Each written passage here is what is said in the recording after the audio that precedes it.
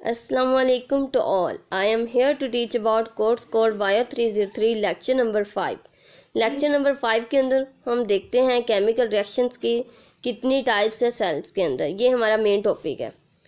हम सबसे पहले ये देख लेते हैं जो सेल्स होती हैं ना, इनके अंदर कैपेसिटी होती है कि ना ये मुख्तलिफ़ किस्म के थाउजेंड्स किस्म के रिएक्शन इंजाइम कैटालाइज रिएक्शन को कैरी आउट कर सकते हैं, परफॉर्म कर सकते हैं। जैसे कि एग्जांपल हमारे पास सिंपल न्यूट्रिएंट्स की ट्रांसफॉर्मेशन लाइक ग्लूकोज, वो अमीनो एसिड के अंदर कन्वर्ट भी हो सकता है, न्यूक्लियोटाइड्स के अंदर भी और लिपिड्स के अंदर भी। और नेक्स्ट है इसकी एनर्जी की एक्सट्रैक्शन, फ्यूल से एनर्जी की एक्सट्रैक्शन ऑक्सीडेशन के ज़रिए। नेक्स्ट है पॉलीमराइजेशन।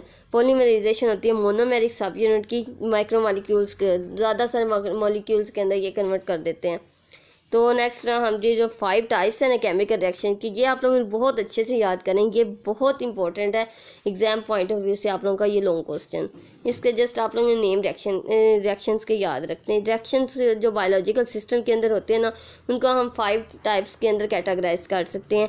फर्स्ट टाइप है रिएक्शन के अंदर कैसे कार्बन कार्बन बॉन्ड ब्रेक हो रहा है या मेक हो रहा है। इंटरनल सेकंड टाइप है इंटरनल रीअरेंजमेंट। रिएक्शन के अंदर कैसे इंटरनल रीअरेंजमेंट हो रही है, आइसोमराइजेशन कैसे हो रही है, एलिमिनेशन कैसे हो रही है। Free radicals reaction. नेक्स्ट है ग्रुप ट्रांसफर रिएक्शन। फिफ्थ है हमारे पास टाइप ऑक्सीडेशन रिडक्शन रिएक्शन। ये आप लोगों ने नेम अच्छे से याद कर लेने इनके। नेक्स्ट हम देख लेते हैं 2 केमिकल प्रिंसिपल्स हैं, 2 बेसिक का। जो कोवलेंट बॉन्ड होता है ना, उसको हम 2 वेज के अंदर प्रयोग कर सकते हैं। फर्स्ट है होमोलिटिक क्लीवेज, सेकंड है हेट्रोलिटिक क्लीवेज। जो होमोलिटिक क्लीवेज होती है ना, ये एक सिमेट्रिकल क्लीवेज होती है। बॉन्ड ब्रेकेज, बॉन्ड को हम सिमेट्रिकली ब्रेक कर सकते हैं, तोड़ सकते हैं। और हेट्रोलिटिक जो होती है ना, वो हम अनसिमेट्रिकली वे के अंदर बॉन्ड को, इसको हम आगे नेक्स्ट एक्सप्लेन करती हूँ आप लोगों को एग्जाम्पल्स के थ्रू। ये फर्स्ट ऑफ ऑल हम देख लेते हैं कोवलेंट बॉन्ड क्या चीज़ है। जो कोवलेंट बॉन्ड है उसको हम मोलिकुलर बॉन्ड भी कहते हैं। इसके अंदर ना शेयरिंग होती है इलेक्ट्रॉन पेयर्स की एटम्स के दरमियान में।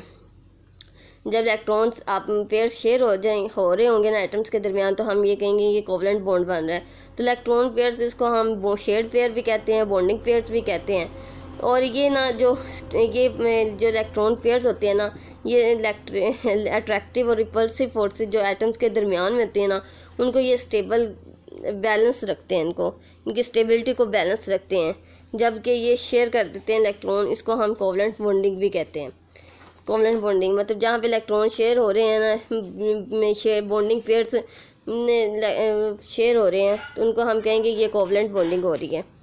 नेक्स्ट हम देख लेते हैं हेट्रोलिटिक। दो मैकेनिज्म है कार्बन कार्बन और कार्बन हाइड्रोजन बॉन्ड को ब्रेक करने के। हमने फर्स्ट उनके नेम देखे थे, अब इनको हम थोड़ा एक्सप्लेन कर देते हैं एग्जांपल के थ्रू। जो होमोलिटिक क्लीवेज होती है ना, होमोलिटिक क्लीवेज वो वाली हर एटम जो ना ऐसे ब्रेक होता है, सिमेट्रिकल वे के अंदर ब्रेक होता है कि ना ये अनपेयर्ड इलेक्ट्रॉन छोड़ देता है। और ये रेडिकल्स भी हम उनको कहते हैं अनपेयर्ड इलेक्ट्रॉन्स पेयर्ड फॉर्म में नहीं होते। इसकी अगर हम एग्जांपल देखें, ये देखें आप लोग अच्छे से। जो होमोलिटिक क्लीवेज है, कार्बन हाइड्रोजन का बॉन्ड बना हुआ है ना, बॉन्ड कब बनता है? जब 2 एटम्स आपस में इलेक्ट्रॉन पेयर्स को शेयर करते हैं। वो एक कार्बन अपना बॉन्ड इलेक्ट्रॉन देगा, हाइड्रोजन अपना देगा, तो ये 2 जब इलेक्ट्रॉन जुड़ेंगे, ये शेयर होंगे आपस में, तो तब कोवलेंट बॉन्ड बनता है ना। हम लोगों ने देखा भी कोवलेंट बॉन्ड की। जब हम इन दोनों को ब्रेक करेंगे, कार्बन हाइड्रोजन के दरमियान जो बॉन्ड है इसको हम ब्रेक करेंगे, तो जब एक के पास एक इलेक्ट्रॉन अपना, एक के पास इलेक्ट्रॉन चला जाएगा और दूसरे के पास अपना इलेक्ट्रॉन चला जाएगा, मतलब कि ब्रेक हो जाएगा सिमेट्रिकल वे के अंदर। एक हाइड्रोजन भी अपना इलेक्ट्रॉन ले लेगा और कार्बन रेडिकल भी ले लेगा, तो दोनों के पास एक इलेक्ट्रॉन की डेफिशिएंसी हो जाएगी। ये दोनों फ्री रेडिकल बन जाएंगे। होमोलिटिक क्लीवेज के अंदर आप लोगों ने देखना है, ये याद रखना है कि ना जो बॉन्ड होते हैं ना, वो जो बाद में हमारे पास प्रोडक्ट होता है वो फ्री रेडिकल्स आते हैं, अनपेयर्ड इलेक्ट्रॉन्स है, अनपेयर्ड एटम आएंगे। तो ये कार्बन का रेडिकल है, ये हाइड्रोजन का रेडिकल है। नेक्स्ट, अगर कार्बन कार्बन बॉन्ड है, ये कार्बन ने अपना इलेक्ट्रॉन दिया था, ये इस कार्बन ने, ये कार्बन नंबर 2 ने अपना इलेक्ट्रॉन दिया, जब दोनों ने शेयर किया तब बॉन्ड बना था ना। जब हम इनको ब्रेकेज करनी है होमोलिटिक क्लीवेज के थ्रू, जब बॉन्ड की ब्रेकेज करेंगे तो ये कार्बन अपना इलेक्ट्रॉन अपने पास रख लेगा, ये वाला कार्बन अपने पास रख लेगा, तो ये कार्बन रेडिकल्स बन जाएंगे। नेक्स्ट हम देखते हैं हाइड्रोलिटिक क्लीवेज है। जो हाइड्रोलिटिक क्लीवेज होती है ना, ये अनसिमेट्रिकल वे के अंदर बॉन्ड ब्रेक होता है। तो जब अनसिमेट्रिकल वे के अंदर क्या मतलब है कि जब हाइड्रोजन और ये कार्बन का बॉन्ड बना हुआ है ना, ये अनसिमेट्रिकल ये वे है कि ना, ये जो बॉन्ड जब ब्रेक होगा ना, दोनों ने, एक हाइड्रोजन ने अपना इलेक्ट्रॉन दिया था, ये कार्बन का, वो एक इलेक्ट्रॉन उसका था, एक कार्बन का। जब मतलब बॉन्ड ब्रेक होगा ना, जो दो होंगे ना इलेक्ट्रॉन, दोनों कार्बन के ऊपर आ जाएंगे, तो वो कार्बन एनाइन बन जाएगा। कार्बन के पास इलेक्ट्रॉन की ज़्यादा हो गए तो वो एनाइन की फॉर्म में नेगेटिव चार्ज, जब इलेक्ट्रॉन ज़्यादा हो जाएंगे तो एनाइन आ जाता है। और ये हाइड्रोजन के पास इलेक्ट्रॉन की डेफिशिएंसी होगी उसके ऊपर, इसलिए पॉजिटिव चार्ज आ जाएगा। जब कार्बन और हाइड्रोजन की ब्रेकेज करेंगे, जब जो कार्बन है वो अपना इलेक्ट्रॉन, ये ज़रूरी नहीं होता कि हमें कंफर्म नहीं होता कि किसके पास ज़्यादा, कौन सा मतलब इलेक्ट्रॉन, कभी कार्बन ले लेगा, कभी हाइड्रोजन अपना इलेक्ट्रॉन ले लेगा। इलेक्ट्रॉन का हाइड्रोजन के पास ज़्यादा हो जाएंगे, कभी कार्बन के पास ज़्यादा, मतलब ये ना, अब कार्बन की बॉन्ड की ब्रेकेज हुई है ना, तो यहाँ पे कार्बन के पास इलेक्ट्रॉन की डेफिशिएंसी हो गई है। हाइड्रोजन ने कार्बन वाला भी इलेक्ट्रॉन ले लिया और अपने वाला भी, इसके पास ज़्यादती हो गई है इलेक्ट्रॉन की, ये हाइड्राइड आयन बन जाएगा, तो ये कार्बन कैटायन बन जाएगा। जब हम कार्बन की ब्रेकेज करेंगे तो इधर कार्बन के पास ज़्यादा इलेक्ट्रॉन हो जाएंगे, तो ये कार्बन एनाइन आ जाएगा। और जो कार्बन, जिसके पास कार्बन के इलेक्ट्रॉन की डेफिशिएंसी होगी, वो उसके ऊपर पॉजिटिव चार्ज आएगा। जब पॉजिटिव चार्ज होगा तो हम कहते हैं ये कैटायन है। ये भी यही एक्सप्लेन किया हुआ, जो मैंने आप लोगों ने ये रीडिंग कर लेनी है, बहुत ईजी सा है, जो मैंने बोला है ना बिल्कुल वही लिखा हुआ है।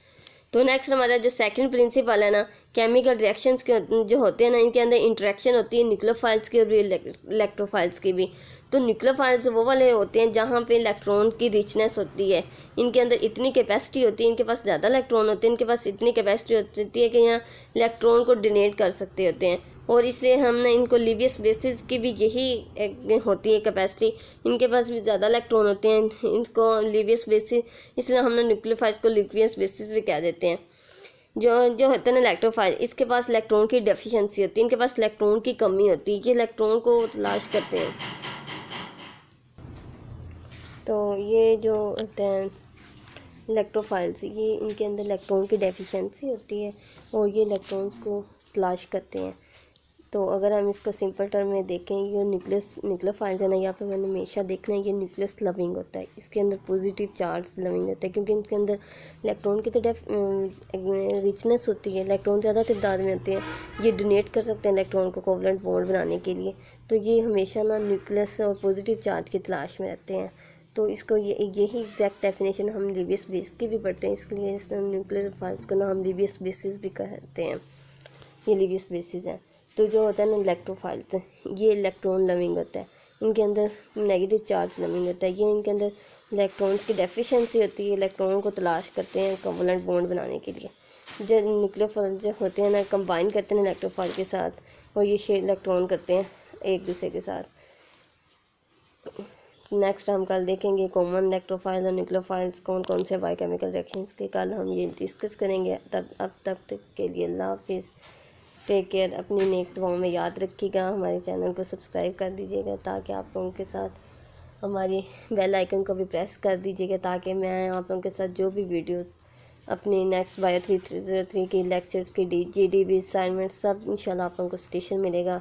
बस हमारे चैनल को सब्सक्राइब करें और बेल आइकन को प्रेस करें ताकि हर आने वाली वीडियो आप लोगों तक पहुंचती रहे।